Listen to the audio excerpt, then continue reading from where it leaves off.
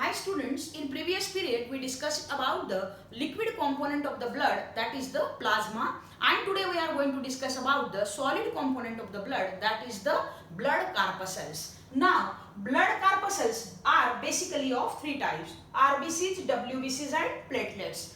RBCs red blood corpuscles, WBCs white blood corpuscles and platelets, they are the pieces of the blood cells. Now let's discuss today first about the RBCs, that is erythrocytes. Now erythrocytes or RBCs are circular, they are बायकॉन्केव. अब ये बायकॉन्केव shape क्या होता है मैं समझाती हूँ आपको. तो जब हम पूरी तलते हैं तो पूरी तलने के बाद वो फूलती है. फूली हुई पूरी को अगर हम दोनों साइड से हल्का सा दबाते हैं, है ना, हल्का सा यानी इतना कि उसके ऊपर और नीचे का सरफेस एक दूसरे को टच ना करे, बस थोड़े कॉन्केविटीज उसमें बने, तो उस शेप को मैं डिस्क्राइब करूंगी सर्कुलर एंड बायकॉन्केव. तो ऐसे होते हैं आरबीसीज एग्जैक्टली. तो और एक नई बात और है कि RBCs are non nucleated cells, है ना. अब आप बोलोगे कि ये कैसे हो सकता है मैडम कि कोई सेल बिना न्यूक्लियस के रहे, है ना. तो हाँ, सही बात है, कोई सेल बिना न्यूक्लियस के नहीं रहती है. जैसे हमारे बॉडी का पूरा कंट्रोलिंग सेंटर हमारा ब्रेन होता है, वैसे सेल का कंट्रोलिंग सेंटर जो होता है वो होता है उसका न्यूक्लियस. तो फिर आरबीसी बिना न्यूक्लियस के कैसे? सुनो, तो आरबीसी जब बनते हैं तब उनमें न्यूक्लियस होता है, लेकिन बाद में जब वो मैच्योरिटी अटेन करते हैं तो उस स्टेज पे उसके अंदर का जो न्यूक्लियस है वो नेचर जो है वो हटा देता है. ऐसा क्यों करता है? पहली बात तो ऐसा क्यों करता है नेचर? ताकि वहां जगह बन सके. जगह किस लिए बनानी है? जगह इसलिए बनानी है कि उस बनी हुई जगह में ज्यादा से ज्यादा क्या आ सके? हीमोग्लोबिन. क्योंकि आरबीसी में होता है हीमोग्लोबिन, यूनिक कंपोनेंट है ना ब्लड का, तो वो होता है. और हीमोग्लोबिन के अमाउंट पे डिपेंड करती है आरबीसी की ऑक्सीजन कंडक्टिंग कैपेसिटी, है ना, ऑक्सीजन कैरिंग कैपेसिटी डिपेंड करती है. तो ह्यूमन बॉडी के जो एक्टिविटीज है ना, तो जिस इफिशियंसी से उन एक्टिविटीज का होना एक्सपेक्टेड है उसके लिए ज्यादा से ज्यादा हीमोग्लोबिन चाहिए. और उस हीमोग्लोबिन को ऑक्यूपाई कराने के लिए आरबीसी में से उसके मैच्योरिटी अटेन करने के बाद, है ना, उसमें से न्यूक्लियस हटाया जाता है, वहां जगह बनाई जाती है ताकि उस जगह में ज्यादा से ज्यादा हीमोग्लोबिन आए और आरबीसी की ओवरऑल जो ऑक्सीजन कंडक्टिंग या कैरिंग कैपेसिटी है वो क्या हो जाए, वो बढ़ जाए. ओके देन, सो उसके बाद फिर ये तीनों पॉइंट समझ में आए कि RBCs are circular, they are biconcave and they are non nucleated cells. Anucleated भी बोल सकते हैं हम नॉन न्यूक्लिएटेड को. Then about the dimensions now, है ना. डायमीटर कितना होता है आरबीसी का? 7 माइक्रोन मीटर. डायमीटर कितना होता है? 7 माइक्रोन मीटर. और थिकनेस कितना होता है? तो थिकनेस होता है 2.5 माइक्रोन मीटर. तो इस प्रकार से डायमेंशंस है. और अब आरबीसी का जो नंबर है वो मेल और फीमेल कैंडिडेट्स में वेरी करता है, थोड़ा सा डिफरेंस रहता है. हीमोग्लोबिन काउंट में भी डिफरेंस रहता है और आरबीसी काउंट में भी डिफरेंस रहता है. कैसे? ध्यान दो. अब number of RBCs in male individual में आरबीसी की जो संख्या होती है वो होती है 5.1 to 5.8 मिलियंस पर क्यूबिक मिलीमीटर. एक क्यूबिक मिलीमीटर एरिया में ज्यादा से ज्यादा कितने आरबीसी मेल इंडिविजुअल में पाए जाते हैं? 5.1 से लेके 5.8 मिलियन आरबीसीज. और यही बात अगर फीमेल की है तो यस, फीमेल के ब्लड में, है ना, फीमेल के ब्लड के कंसर्न में 1 क्यूबिक मिलीमीटर एरिया में कितने आरबीसीज ऑक्यूपाई होंगे? 4.3 to 5.2 मिलियन आरबीसीज ऑक्यूपाई होंगे. अब बात करते हैं आरबीसी के एवरेज लाइफ स्पैन की, यानी एक बार हमारे शरीर में आरबीसी बनने के बाद वो हमारे शरीर में कितने दिन तक काम कर सकते हैं, कितने दिन तक वो एक्टिव रह सकते हैं. उसका आंसर है yes, 120 days. So average life span of RBC is 120 days. 120 दिन का होता है एवरेज लाइफ स्पैन आरबीसी का. उसके बाद यस, आरबीसी बनते कहाँ हैं और उनके बनने की प्रोसेस को क्या कहते हैं? So the process of formation of RBC is called as erythropoiesis. क्या कहते हैं आरबीसी फॉर्मेशन की प्रोसेस को? यस, आरबीसी फॉर्मेशन की प्रोसेस को कहते हैं एरिथ्रोपोएसिस. क्या कहते हैं? Erythropoiesis. So formation of RBC is called as erythropoiesis. ये टर्म्स आपको अच्छे से ध्यान में रखने हैं. ये ऑब्जेक्टिव में भी आ सकता है क्वेश्चन और वन सेंटेंस के लिए भी आ सकता है. सो उसके बाद अब बच्चों में और बड़ों में, यानी कि फीटस में, बच्चों में बोलने से अच्छा है कि अनबॉर्न चाइल्ड में और एक एडल्ट ह्यूमन बीइंग में, है ना, आरबीसी कहाँ प्रोड्यूस होते हैं ये बताएंगे पहले. तो एक अनबॉर्न चाइल्ड जो होता है उसे कहते हैं फीटस. फीटस यानी वो बच्चा जिसकी एम्ब्रियोनिक डेवलपमेंट अभी शुरू है 9 मंथ्स की, तो ऐसे बच्चे को बोलते हैं फीटस, अनबॉर्न चाइल्ड। तो अनबॉर्न चाइल्ड में यानी कि फीटस में आरबीसी जो है वो बनते हैं लीवर और स्प्लीन में। कहाँ बनते हैं? लीवर और स्प्लीन में बनते हैं। और एक एडल्ट व्यक्ति में आरबीसी, व्यक्ति के शरीर में आरबीसी कहाँ बनते हैं? एक एडल्ट व्यक्ति के शरीर में आरबीसी बनते हैं यस रेड बोन मैरो में, है ना। एक एडल्ट व्यक्ति के शरीर में आरबीसीज बनते हैं कहाँ? रेड बोन मैरो में। कहाँ होता है रेड बोन मैरो का लोकेशन? हमारी पैर की जो हड्डी होती है, सबसे बड़ी हड्डी हमारे शरीर की, सबसे लंबी हड्डी हमारे शरीर की, वो होती है फीमर। कौन सा बोन होता है? वो फीमर बोन होता है। और उस बोन के अंदर, है ना, बोन मैरो होता है, रेड बोन मैरो होता है। वहां हमारे शरीर में क्या बनते हैं? एडल्ट व्यक्ति के शरीर में आरबीसी बनते हैं। अब ये बोन के अंदर क्यों रखा हुआ है बोन मैरो, है ना? तो प्रोटेक्शन के लिए, ऑफ कोर्स प्रोटेक्शन पर्पस के लिए ये जो बोन मैरो होता है, रेड बोन मैरो, जहां आरबीसी बनते हैं हमारे शरीर में, तो वो बड़ी हड्डी के अंदर, पैर की बड़ी हड्डी के अंदर रखा जाता है उसे, जिसको की कहते हैं हम यस रेड बोन मैरो, जहां बनते हैं हमारे शरीर के आरबीसीज। देन और अनबॉर्न चाइल्ड में कहाँ बनते हैं? लीवर और स्प्लीन में। अनबॉर्न चाइल्ड में आरबीसी बनते हैं लीवर और स्प्लीन में, और एडल्ट व्यक्ति में बनते हैं रेड बोन मैरो में। उसके बाद आरबीसी डिस्ट्रॉय जब होते हैं तो उस प्रोसेस को क्या कहते हैं? हमने देखा कि 120 दिन बाद नेचर खुद आरबीसीज को लीवर में लेके जाता है, और लीवर में लेके जाने के बाद वहां उसको क्या कराया जाता है? उनको क्या कराया जाता है? आरबीसीज का डिस्ट्रक्शन होता है, वहां डिजेनरेट कराया जाता है, डिस्ट्रक्ट किया जाता है। तो ये RBCs they are destroyed where in liver and spleen. कहाँ डिस्ट्रॉय किए जाते हैं? लीवर और स्प्लीन में। देखो बच्चों के शरीर में, अनबॉर्न चाइल्ड के शरीर में जहां आरबीसी लीवर और स्प्लीन में बनते हैं, वैसे वो एडल्ट के शरीर में, है ना, लिवर और स्प्लीन में क्या होते हैं? वो डिस्ट्रॉय होते हैं। So RBCs are destroyed in liver and spleen. Then अगर आरबीसी का अमाउंट, है ना, नॉर्मल लेवल से ज्यादा हो गया, है ना, या आरबीसी का नंबर जो हमारा एक्सपेक्टेड नंबर है, जो हमने ऊपर बताए थे मेल और फीमेल में कितने होने चाहिए 1 क्यूबिक मिलीमीटर एरिया में, उससे अगर ये नंबर बढ़ गया, so increase in number of RBC, normal जो स्टैंडर्ड्स है उन स्टैंडर्ड्स से ज्यादा अगर हो गया, एक स्टैंडर्ड नंबर से अगर ज्यादा नंबर हो गया आरबीसी का हमारे ब्लड में, तो उस कंडीशन को साइंटिफिकली क्या डिस्क्राइब करते हैं? तो उस कंडीशन को साइंटिफिकली डिस्क्राइब करते हैं पॉलीसाइथेमिया। क्या कहते हैं? यस, polycythemia, है ना।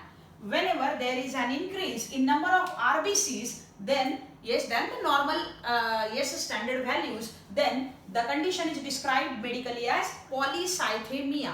And whenever the number gets decreased, जब नंबर डिक्रीज होता है, कम होता है नॉर्मल वैल्यू से, तब उसे कहते हैं decrease in number of RBCs, then the condition is called as erythrocytopenia. क्या कहते हैं? यस, एरिथ्रोसाइटोपेनिया कहते हैं, erythrocytopenia. So formation of RBCs erythropoiesis, increase in number of RBCs polycythemia, decrease in number of RBCs erythrocytopenia. Okay, then now about the cytoplasm of RBC. RBC cell है, cell है मतलब उसकी एक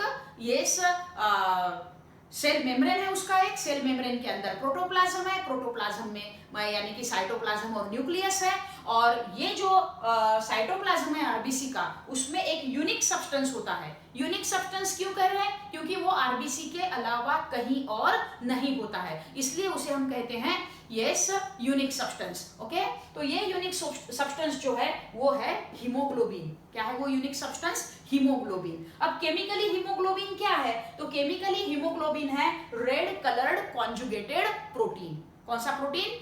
conjugated protein, यानी कि complex protein. तो haemoglobin जो कि आरबीसी के साइटोप्लाज्म में होता है, वो रेड रंग का होता है, और वो क्या है? केमिकली एक कॉन्जुगेटेड प्रोटीन है। प्रोटीन्स 3 प्रकार के होते हैं, सिंपल प्रोटीन्स, कॉन्जुगेटेड प्रोटीन्स और डिराइव्ड प्रोटीन्स। ऐसे 3 प्रकार के प्रोटीन्स होते हैं। उनमें हीमोग्लोबिन कौन से कैटेगरी में गया? कॉन्जुगेटेड प्रोटीन के कैटेगरी में गया हीमोग्लोबिन। तो कॉन्जुगेटेड प्रोटीन और सिंपल प्रोटीन के बीच का फर्क मैं पहले आपको समझा दूं। जब प्रोटीन अकेला होता है, उसके साथ कोई और नॉन प्रोटीनेशियस पार्ट अटैच नहीं होता है ना, कॉम्बिनेशन में नहीं होता है, तब उसे हम कहते हैं सिंपल प्रोटीन। ओके, जैसे कि अल्ब्यूमिन जो है वो सिंपल प्रोटीन है, क्योंकि उसके साथ कोई नॉन प्रोटीनेशियस पार्ट अटैच नहीं है, तो वो हुआ अल्ब्यूमिन, हुआ सिंपल प्रोटीन। ओके, देन इस प्रकार से ये हीमोग्लोबिन जो है वो रेड कलर का एक कॉन्जुगेटेड प्रोटीन है, कॉम्प्लेक्स प्रोटीन है। अब बात करेंगे कॉम्प्लेक्स प्रोटीन की, तो इसके कौन से दो कंपोनेंट्स है? हीमोग्लोबिन को हम दो हिस्सों में ब्रेक करते हैं। कौन से दो हिस्से? हीम और ग्लोबिन। इसमें से जो हीम पार्ट है वो नॉन प्रोटीनियाशियस पार्ट है। हीम पार्ट जो है वो नॉन प्रोटीन पार्ट है और ग्लोबिन जो है वो क्या है बच्चों? वो प्रोटीन है। अब किसी प्रोटीन के साथ कोई नॉन प्रोटीन पार्ट जब अटैच होता है या ज्वाइन होता है, कंबाइन होता है, तो ऐसे प्रोटीन को हम कहते हैं कॉन्जुगेटेड प्रोटीन या कॉम्प्लेक्स प्रोटीन। तो इस वजह से हीमोग्लोबिन हुआ कॉन्जुगेटेड प्रोटीन और कॉम्प्लेक्स प्रोटीन। तो haem is the non protein part and globin is the protein part. So yes, about the hemoglobin then. Now one more information about the hemoglobin, yes, but before that about one property of hemoglobin. Hemoglobin has great affinity towards the yes respiratory gases, है ना। Haemoglobin को respiratory gases के concern में बहुत ज्यादा affinity रहती है, बहुत ज्यादा अट्रैक्शन रहता है। तो कौन से दो रेस्पिरेटरी गैसेस है? सभी को मालूम है हमें, ऑक्सीजन एंड कार्बन डाइऑक्साइड। तो ऑक्सीजन एंड कार्बन डाइऑक्साइड ये दो रेस्पिरेटरी गैसेस हैं और इनके कंसर्न में हीमोग्लोबिन को बहुत ज्यादा एफिनिटी या अट्रैक्शन होता है और इसीलिए हम इन दो गैसेस को रेस्पिरेटरी गैसेस बोलते हैं। और इन रेस्पिरेटरी गैसेस से हीमोग्लोबिन को बहुत ज्यादा एफिनिटी होने की वजह से हम हीमोग्लोबिन को कैसे डिस्क्राइब करते हैं? रेस्पिरेटरी पिगमेंट, है ना। कैसे डिस्क्राइब करते हैं उसे? Haemoglobin is the respiratory pigment, एक रेस्पिरेटरी पिगमेंट है। अभी थोड़ी सी जानकारी और बाकी है हीमोग्लोबिन के कंसर्न में। यहाँ कॉर्नर में लिखा है, एक साइड में लिखा है मैंने।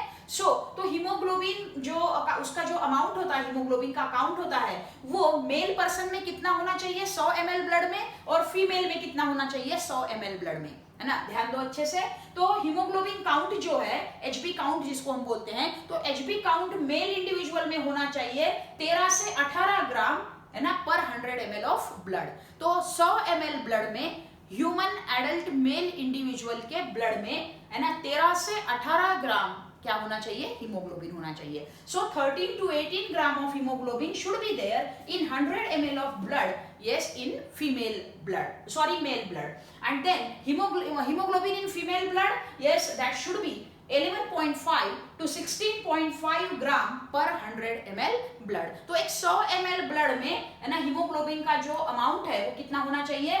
यस, 11.5 से लेके 16.5 ग्राम होना चाहिए। मेल में कितना होना चाहिए? मेल में 13 से 18 ग्राम पर 100 ml ब्लड, और फीमेल में होना चाहिए 11.5 यानी 11.5 से 16.5 ग्राम की रेंज में, यस, हीमोग्लोबिन पर 100 ml ब्लड। अब अगर इन दोनों में यानी मेल और फीमेल व्यक्तियों में इन नॉर्मल वैल्यूज से अगर ब्लड अमाउंट जो है, हीमोग्लोबिन अमाउंट जो है ब्लड में, वो अगर कम हो जाता है तो उस कंडीशन को हम मेडिकली डिस्क्राइब करते हैं, यस, एनीमिया, है ना। तो अगर इन लेवल से कम है और अगर बहुत ज्यादा लेवल डाउन हो चुकी है अगर हीमोग्लोबिन की, तो हम कहते हैं द पर्सन इज एनेमिक। हम डिस्क्राइब करते हैं कि पर्सन कैसा है? एनेमिक है। ओके, तो this was all about the haemoglobin. ये था हीमोग्लोबिन के बारे में, और it was also all about the RBCs, structural aspects, है ना। तो आरबीसी के स्ट्रक्चरल एस्पेक्ट्स हमने देखे। अभी हम देखते हैं फंक्शंस ऑफ आरबीसी, आरबीसी के फंक्शंस के बारे में। तो आरबीसी के टोटल 4 फंक्शंस है। पहला फंक्शन है transport of oxygen from lungs to tissue, है ना। तो ऑक्सीजन का ट्रांसपोर्ट करना है कहां से कहां? यस, लंग्स से टिश्यू में, है ना। ऑक्सीजन का ट्रांसपोर्ट करना है हीमोग्लोबिन को कहां से कहां? आरबीसी को कहां से कहां? लंग्स से, है ना, लंग्स से टिश्यू में, लंग्स से टिश्यू, क्या? Oxygen, yes, transport of oxygen from lungs to tissue and transport of carbon dioxide, है ना, transport of carbon dioxide from tissue to lungs। आया समझ में? पहला फंक्शन क्या है कि ऑक्सीजन का ट्रांसपोर्ट लंग्स से टिश्यू के पास करना है, टिश्यू तक करना है, और कार्बन डाइऑक्साइड का जो ट्रांसपोर्ट है वो टिश्यू से लंग्स के तरफ करना है, लंग्स के पास करना है। दूसरा फंक्शन हो गया उसमें cover, carbon dioxide from tissues to lungs. पहला function transport of oxygen from lungs to tissue. उसके बाद और एक फंक्शन है आरबीसी का, मेंटेन द ब्लड पीएच। क्या करना है? यस, ब्लड की पीएच वैल्यू मेंटेन करनी है। कैसे होता है ये काम? यस, क्योंकि ये काम होता है हीमोग्लोबिन के थ्रू, है ना। क्योंकि हीमोग्लोबिन जो है एक बफर है, है ना। और हीमोग्लोबिन एक बफर है, इसलिए वो क्या करता है, बफर है ना, बीइंग बफर पीएच वैल्यू जो है ब्लड की वो क्या करता है, मेंटेन रखता है ना। कितनी मेंटेन रखनी है हमें, 7.4 है ना, 7.4 और उसका थोड़ा सा 19-20 चल जाएगा, वहां मेंटेन रखनी है। स्लाइटली अल्कलाइन लेवल पे ब्लड की पीएच वैल्यू मेंटेन रखने का काम कौन करते हैं, आरबीसीज करते हैं। किसके थ्रू करते हैं बेटा, किसके थ्रू करते हैं, हीमोग्लोबिन के थ्रू करते हैं। उसके बाद last function of RBCs, yes, maintains the viscosity of blood. हमने पढ़ा पहले ही शुरुआत में चैप्टर के कि ब्लड जो होता है पानी के कंपैरिजन में गाढ़ा होता है। तो क्यों, क्योंकि उसके अंदर जो सोल्यूबलाइन चीजें हैं, उसके अंदर जो मटेरियल प्रेजेंट है ना, उसकी वजह से ब्लड जो है वो पानी से गाढ़ा बन जाता है, विस्कस बन जाता है। तो ये विस्कोसिटी जो ब्लड को मिलती है उसमें किसका कॉन्ट्रीब्यूशन है, आरबीसीज का भी कॉन्ट्रीब्यूशन है। और भी कुछ चीजें हैं जो ब्लड की विस्कोसिटी में कॉन्ट्रीब्यूट करती है, लेकिन यस आरबीसी भी उसमें कॉन्ट्रीब्यूट करते हैं। तो हम आरबीसी के फंक्शन में भी लिखेंगे कि yes they are responsible to maintain the viscosity of the blood. Okay then, so this was all about the structural aspects of RBCs, some more information about the hemoglobin as well as the functions of RBC. तो थोड़ा सा एक fast forward revision करके देती हूँ, 2-3 main important terms की, बस पूरा नहीं। वो ये, पहला formation of RBCs, erythropoiesis, formation of RBC, erythropoiesis, increase in number of RBCs, polycythemia, increase in number of RBCs, polycythemia, then decrease in number of RBCs, erythrocytopenia, decrease in number of RBCs, yes, erythrocytopenia, और उसके बाद yes less amount of hemoglobin than the normal decided, yes, standard values, that is the anemia. So you have to remember these 4 terms specifically, है ना, with respect to the topic RBC. Okay then, so this is all about the RBC, and in our tomorrow's lecture we will discuss about the WBCs, white blood corpuscles, means yes leukocytes. Okay then, bye.